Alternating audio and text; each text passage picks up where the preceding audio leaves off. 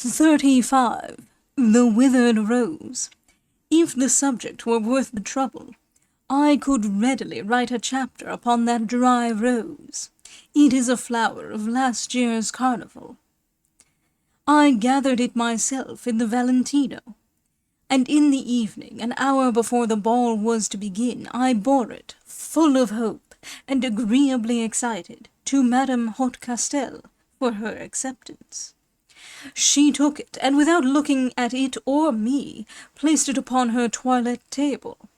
And how could she have given me any of her attention? She was engaged in looking at herself. There she stood before a large mirror. Her hair was ornamented for a fight, and the decorations of her dress were undergoing their final arrangement. She was so fully occupied, her attention was so totally absorbed by the ribbons, gauzes, and all sorts of finery that lay in heaps before her, that I did not get a look or any sign of recognition. There was nothing for me but resignation. I held out humbly in my hand a number of pins arranged in order. But her pincushion being more within reach, she took them from her pincushion, and when I brought my hand nearer, she took them from my hand, quite indifferently, and in taking them up she would feel about for them with the tips of her fingers, without taking her eyes from the glass, lest she should lose sight of herself. For some time I held behind her a second mirror, that she might judge the better how her dress became her, and as her face reflected itself from one glass to another, I saw a prospective of coquettes, no one of whom paid me the least attention. In a word, I must confess that my Rose and I cut a very poor figure. At last I lost all patience, and unable longer to control the vexation that preyed upon me, I put down the looking-glass I had been holding, and went out angrily, without taking leave. "Oh, you are going," she said, turning so as to see her figure in profile.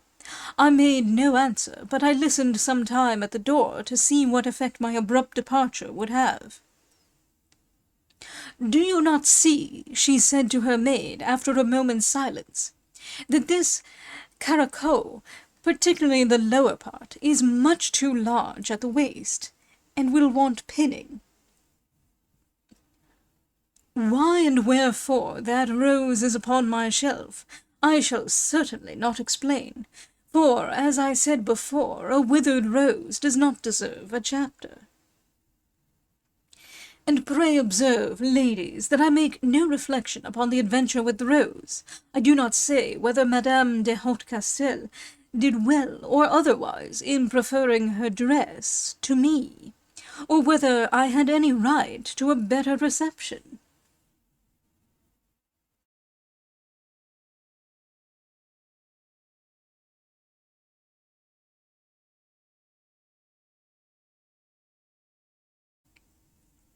I take special care to deduce therefrom no general conclusions about the reality, the strength, and the duration of the affection of ladies for their friends. I am content to cast this chapter, since it is one, into the world with the rest of my journey, without addressing it to anyone, and without recommending it to anyone. I will only add, gentlemen, a word of counsel. Impress well upon your minds this fact, that your mistress is no longer yours on the day of a ball. As soon as dressing begins, a lover is no more thought of than a husband would be, and the ball takes the place of a lover. Everyone knows how little a husband gains by enforcing his love. Take your trouble, then, patiently, cheerfully. And, my dear sir, do not deceive yourself. If a lady welcome you at a ball, it is not as a lover that you are received, for you are a husband, but as a part of the ball, and you are therefore but a fraction of her new conquest. You are the decimal of a lover, or it may be you dance well, and so give eclat to her graces. After all, perhaps, the most flattering way in which you can regard her kind welcome is to consider that she hopes by treating as her cavalier a man of parts like yourself, to excite the jealousy of her companions. Were it not for that, she would not notice you at all. It amounts then to this: you must resign yourself to your fate, and wait until the husband's role is played. I know those who would be glad to get off at so cheap a rate.